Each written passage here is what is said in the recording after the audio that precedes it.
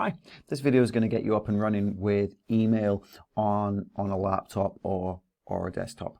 So I've logged into Glow and I have clicked on the email icon or the Outlook icon and it's brought me to here.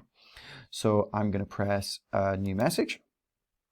So this bit up here will have your address in it because that's who it's going to be from. Let's email Mr. Leadbeater. So I always type ED014 before somebody's name because that guarantees that it's somebody in Kirkintilloch High School. And all you do is you just click on that.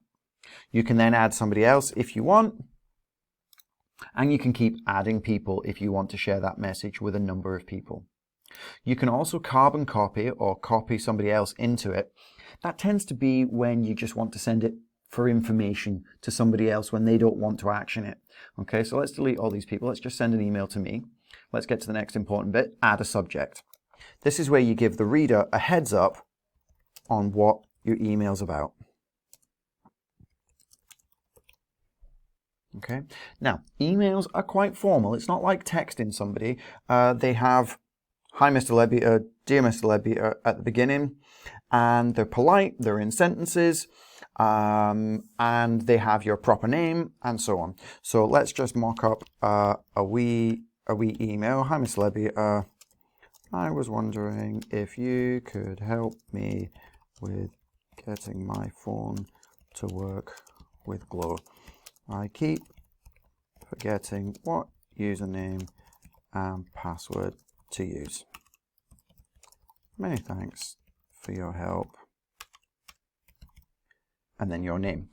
Don't forget to always go back and check your writing as you would do with anything. So if you could help me with getting phone to work on Glow.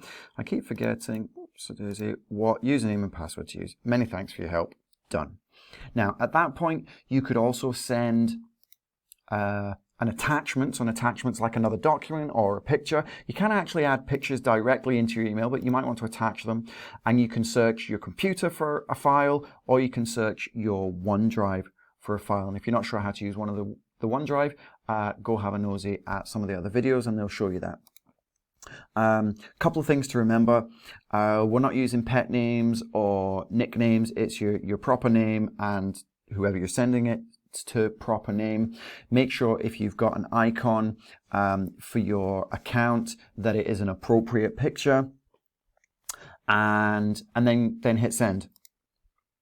Then that's going to appear over here. So this is what it looked like now when you're receiving an email.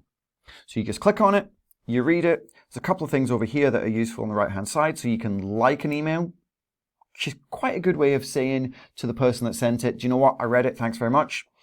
There's a reply, and that replies just to the person that sent it. If you use this one with a double arrows that says reply all, that means it replies to everybody that was included in that original email. Okay, so just be careful with that. And forward. So for example, if I didn't know the answer to this question, I could press forward, copy Mr. Derek into that and say, Mr. Derek, do you know what this is about, or can you help? Okay, so that's what the forward button would be for. You can then, once you've replied or whatever's appropriate, you can then delete it and so on. And there's a variety of folders down here. Just while we're here, let me show you this waffle or the app launcher, but it looks like a little waffle. Click on it here and that's how you get to all your other Office 365 products. So you can go straight here to Teams or to OneNote, OneDrive and so on. And this is how you could create other documents. So if I wanted to create a PowerPoint and just click on that and it will create a new PowerPoint. So that was getting email up and running and learning some of the etiquette about sending an email. Hope that's useful.